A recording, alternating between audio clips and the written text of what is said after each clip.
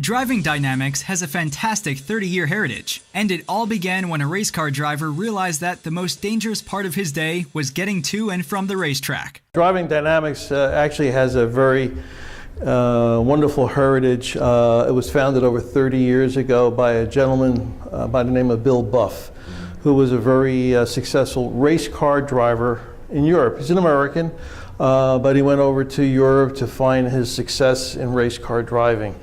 And while he was there, he kind of started realizing that the most dangerous part of his race day was when he drove to and from the racetrack. And this always concerned him. And he eventually wound up working with a large German manufacturer in their engineering department, and they were doing a research project where they had worked with the police near their headquarters, and anytime one of their vehicles was in a crash, the police would immediately notify them, and their engineering team, their safety engineering team, would parachute into the location where the accident occurred, and they would investigate what had happened with the vehicle.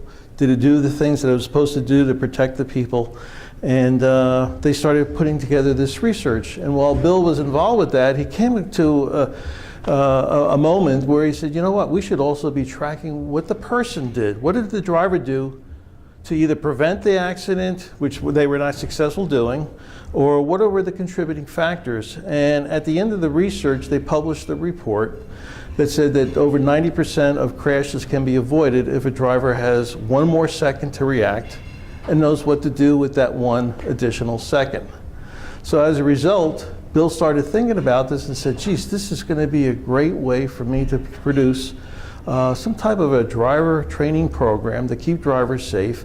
And when he came back to the United States, he founded Driving Dynamics to do this. So over the last 30 years, we continue to improve the concepts that Bill started with for the 1 second advantage. Each year, we're touching about 150,000 drivers for safety. And we've had some really remarkable results over the years.